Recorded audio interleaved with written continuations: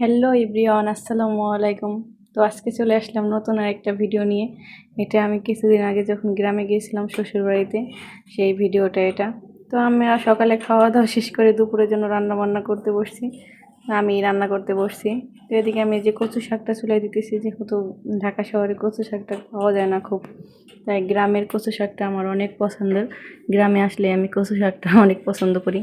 তো এখানে কচু শাকটা রান্না করে নিতেছি, আমরা খাবো ওই জন্য। আর এদিকে মাংস ভিজানো আছে, মাংসটা রান্না করব।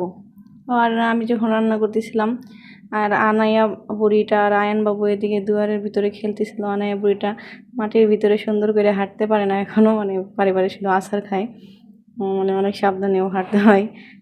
যাই হোক, তারপরে ওরা খেলতেছে এদিকে, আর আমার রান্না বান্নাটা এদিকে কচু শাকটা রান্না শেষ, মাংসটাও ছুটে গেছে। আমি এদিকে মাংসটা কাটতেছিলাম। আর আয়ান বাবু কিন্তু সারাক্ষণ আমার পাশেই বসেছিল আম্মু কী করে দেখার জন্য।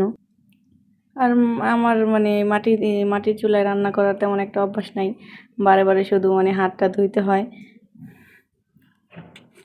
হাতে শুধু ময়লা মাখা যায়। আর এদিকে কিন্তু আমার মাংসটা মানে কষায় আমি পানি দিয়ে দিছি অলরেডি, যেহেতু খড়ি দিয়ে রান্না করতেছি, বেশি একটা সময় লাগে না, খুব তাড়াতাড়ি হয়ে যায়।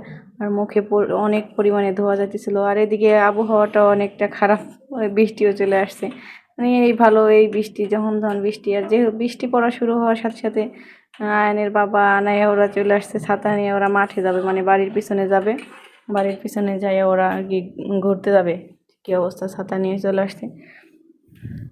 তারপর আমি এদিকে একা একা রান্না করতেছিলাম রান্নাঘরে, আর এরকম কথা বলতেছিলাম। মাহিন ছিল পাশে, মাহিনের সাথে কথা বলতেছিলাম। আর এদিকে কিন্তু আমি পোলাওটা চুলায় দিয়ে দিছি, মানে পোলাও রান্না করতেছি। আর আমার মাংসটাও রান্না করা শেষ, এই সাইডে রেখে দিছি, যেহেতু একটু পরে পিঠা বানানো হবে।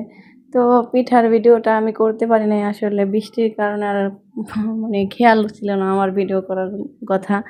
যাই হোক, পিঠা বানানো হয়। এদিকে কিন্তু বৃষ্টিও চলে আসে। তাই ভাবতেছিলাম যে আমি আজকে একটু রান্নাবান্না শেষ করে বৃষ্টিতে একটু গোসল করব। আর এই যে আমার হাত কিন্তু কালি দিয়ে সবসময় মাখায় থাকে, আমি যতবারই ধরি রান্না করতে আসলে আমি বারে বারে হাতটা ধুই, তারপরও মাখায় যায়। তারপর রান্নাবান্না শেষ করে ছাদে একটু আসি ভিজার জন্য। আরে সেই দেখি পুরো বৃষ্টি শেষ, মানে কোনো হালকা গুড়ি গুড়ি বৃষ্টি পড়তেছে, আর কোনো কিছু নেই, একটু হালকা পাতলা বাতাস আছে।